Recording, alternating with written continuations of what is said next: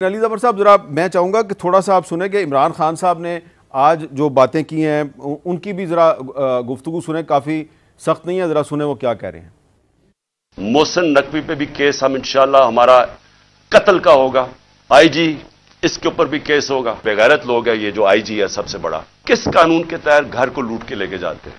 क्या किसी ने कहा था कि आप नहीं आ सकते? हम लाहौर हाई कोर्ट में कंटेम्प्ट लिखवा रहे हैं कि जिस तरह इन्होंने मेरे घर के ऊपर हल्ला बोला है।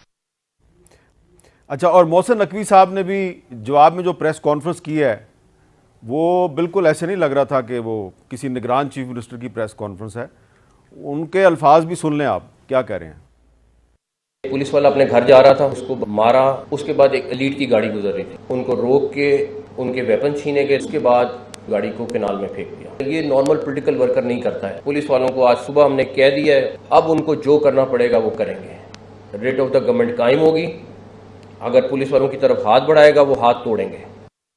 तो वो कह रहे हैं हम हाथ तोड़ देंगे।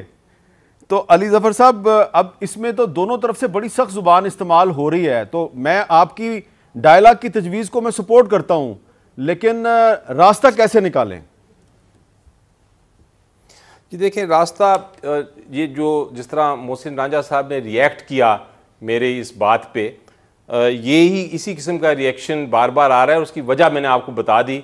वजह यह है कि इलेक्शन पे कोई बात नहीं करना चाहता। हाँ। अब जो खान साहब ने जो बात की आज, वो उसकी ज़रा थोड़ी सी मैं आपको डिटेल दूं जी। ये बहुत उन्होंने कानून की बात की और उन्होंने ये नहीं कहा कि मैं कोई जिस तरह रांझा साहब अभी फरमा रहे थे, उन्होंने कानून की बात की कि हम कानूनी एक्शन लेंगे। और उसकी वजह मैं बता दूं आपको, हाई कोर्ट ने एक ऑर्डर दिया था जिसके अंदर ये कहा था अगर आपने सर्च करनी है, अगर आपने कोई लोग लेके जाने हैं इमरान खान साहब के घर के अंदर, तो फिर उसका एक प्रोसेस है। और वो प्रोसेस ये है कि एक कॉन्टैक्ट पर्सन्स होंगे और वो लेके जाएंगे।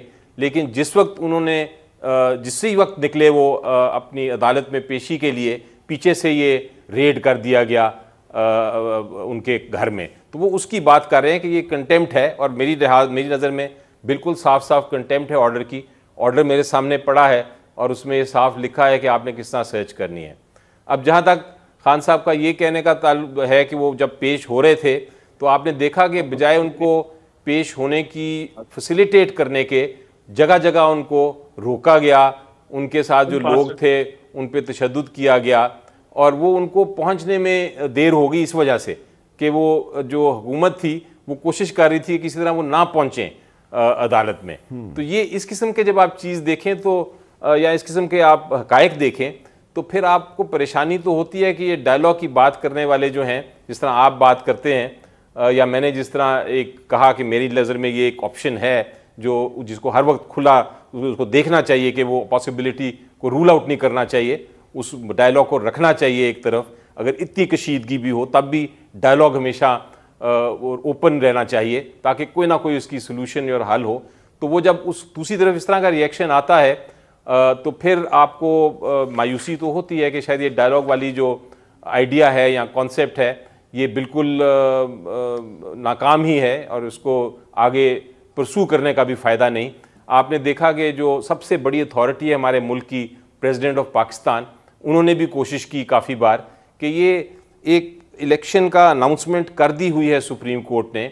सुप्रीम कोर्ट ने कहा है कि इलेक्शन होना है, आप बैठ जाएं, आप बैठ के इलेक्शन कर लें। अगर आपको लोग नहीं पसंद करते तो हुकूमत आपसे छिन जाएगी, अगर आपको पसंद करते हैं लोग और वापस लाना चाहते हैं तो आप हुकूमत में ही रहेंगे।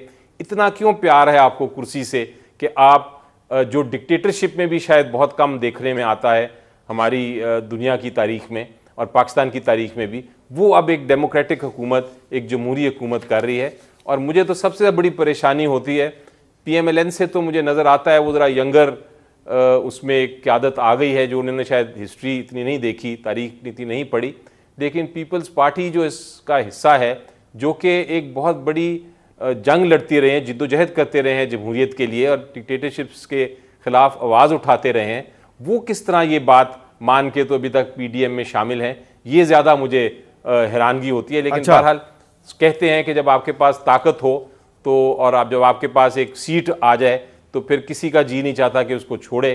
तो शायद ये बात दुरुस्त है कि एब्सोल्यूट पावर करप्ट्स एब्सोल्यूटली। चलें, ये तो आपने एक बात की है, इस पर राजा साहब से भी बात करते हैं, और जो आपने डिक्टेटरशिप की बात की है वाकई बड़ी हैरानगी की बात है, इस पर भी बात करते हैं आपके साथ कि जनरल ज़िया-उल हक का बरखुरदार जो है एजाज़ुल हक, वो कल तहरीक इंसाफ में शामिल हैं, और जनरल अयूब खान के बरखुरदार उमर अयूब पहले से तहरीक इंसाफ में शामिल हैं। तो ये बड़ी अहम बात है, और इससे पहले बहुत से जो अहम फ़ौजी अफसरान हैं वो भी सपोर्ट कर रहे हैं, लेकिन फ़ौजी अफसरान नून लीग में भी हैं और पीपल्स पार्टी में भी हैं, तो हर तरफ हैं।